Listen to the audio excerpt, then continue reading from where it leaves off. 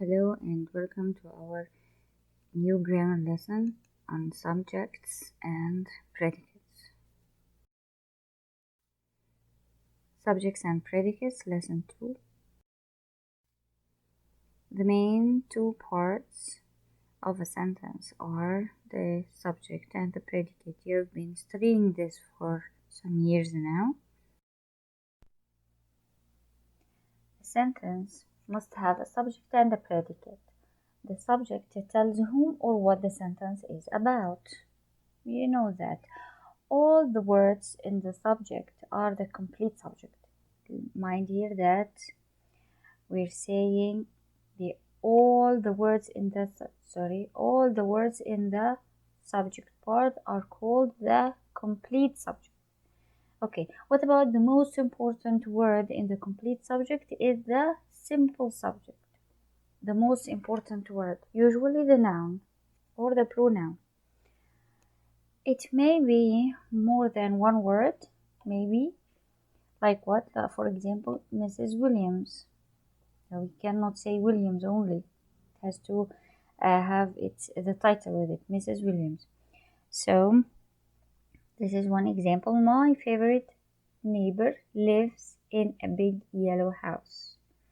Okay, so where is the subject, the complete subject here? First, determine where is the verb. So lives is the verb. So let's cut it here. This is the verb, lives. Okay, so all of this is the complete subject, my favorite neighbor. But if I say my lives in a big yellow house, could my be the most important word? No. If I say favorite only, favorite lives in a big yellow house, what kind of favorite? So favorite is not the most important word. So let's look at neighbor. Neighbor lives in a big yellow house. Did I understand who lives in the big yellow house? Yes, so neighbor here is the simple subject because it's the most important word. Okay, so let's look at some examples. Underline the complete subject and circle the simple subject. Her house is surrounded by a white picket fence. Also, where is the verb? First of all, in this lesson, to determine the subject and the predicate, let's look at first thing, find the verb. Where is the verb? Here is. Okay, so I have here all this part is the complete subject, and of course all this part is the complete predicate. Okay, so her house. This is the complete subject. Now, which word is the simple subject, the most important? Let's try. Her. Her is surrounded by a white picket fence. Can I say this? No. So her is not the most important word. It's house is the most important word. So this is the simple subject. Number 2. Many beautiful flowers grow in the front yard. So first, what to do? Find the verb. Grow is the verb. Okay. So all this is the complete subject. Now, which word is the most important? Many beautiful flowers grow in the front yard. Can I say many grow in the front yard? Can I say beautiful grow in the front yard? No. Flowers grow in the front yard? Yes. So this is the most important word because it gives me the full meaning. Number 3. Mrs. Williams works in her gardens every sunny day. So where is the verb? Works is the verb. Yes, slash here. So we learned from the rule before that Mrs. Williams is the simple subject and the complete subject here because there is no other word. So there are no other words. Mrs. Williams, this is the most important word, and we cannot say Mrs. only or Williams only. They have to be two together. So this is the simple and the complete subject all together. Sorry. Number 4. 2 huge oak trees tower over her house. So can you spot the verb? 2 huge oak trees. Certainly not any of these words is the verb. Tower here is the verb. Okay, tower over her house. So which word, this is the complete subject. 2 huge oak trees. Now, 2 is an adjective, huge is another adjective. Oak trees. Yes. Which word? Trees is the simple subject. Trees tower over her house. Now I understand the full meaning. Okay, the predicate tells what the subject is or does. All the words in the predicate are the complete predicate, the same as we did with the subject. The most important word in the predicate is the simple predicate. This is the most, what is it, do you think is the most important word in the predicate? This is the verb. So the verb in the predicate is the simple predicate. It may have more than one word because sometimes we use verb phrase like this one has lived. For example, my favorite neighbor lives in a big yellow house. The same. So where is the verb here? Lives is the verb. Okay, and this is the simple predicate from here. This is the simple predicate. Underline, these are examples. Underline the complete predicate and circle the simple predicate. The same examples. Her house is, so before is surrounded by a white picket fence. This is the, this is the complete predicate. And where is the simple predicate? Is only? No. Is surrounded. So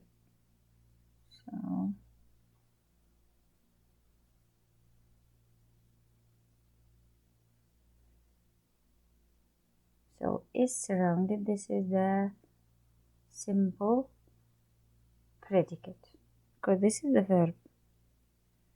Number 2, many beautiful flowers grow in the front yard. So we know now where to divide. Grow in the front yard. This is the complete predicate. Where is the verb? Grow is the verb, so grow is the simple predicate. Now number 3, Mrs. Williams works in her gardens every sunny day. Where is the verb? This is all. First of all, this is all of the complete predicate. Works is the simple predicate because works is the verb. 2 huge oak trees tower over her house. We said that tower is the verb, so tower over her house. This is the complete predicate, and the tower is the simple predicate because it is the verb. Okay, let's look at the rest of the rules. A fragment. So a fragment is a group of words that lacks a subject or a predicate. Means that there is something missing. One of the main parts in a sentence is missing, like the subject or the predicate. The fragment below lacks a subject. This is the example. Lived in, this is the example. Okay. Lived in her house for 60 years. Who lived in her house? This is the verb. And it's not a command to start, also an imperative sentence to start with a verb. There is no subject. Lived in her house for 60 years. We do not understand. There is no subject. So this is a fragment. The other rule is the run-on. What are the run-on sentences? Run-on is 2 or more complete sentences run together. 2 complete sentences that we put them together without dividing them with a period. The example is Mrs. Moy has a flower garden. Her roses are beautiful. Now we have 2 sentences. Here, Mrs. Moy has a flower garden. This is a complete sentence. Should end with a period. Now, her roses are beautiful. This is another other complete sentence, totally different from the first one. So there must be here a period and then starting again a new sentence. I am not a gardener, everything I touch wilts. So here this cannot be a complex or a sentence because it is a run-on. Why? Here we have a comma.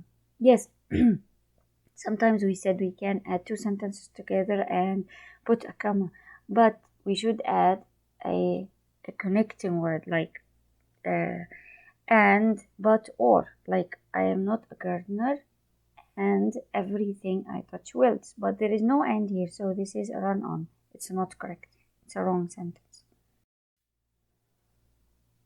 Okay.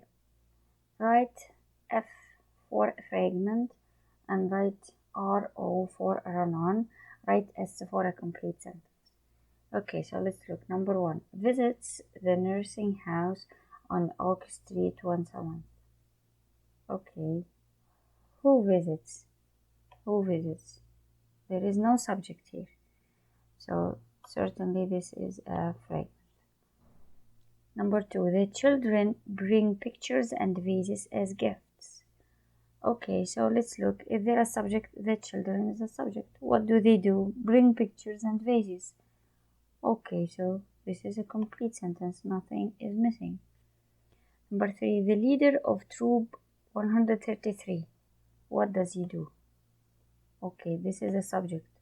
But what does he do? There is no predicate. No predicate. So this is certainly a fragment. Number 4. Mr. Clay plays piano sometimes. He brings his dogs. Oh, don't you think that he brings his dogs is another complete sentence? There is no comma, there is no conjunction. So this is not, these are two complete sentences put together. So we can say that this is a run-on. This is a run-on sentence. Thank you, and thank you. And if you have any questions, please post them in the discussion room. And please attend the virtual class because we're going to have more and discuss more examples. Thank you.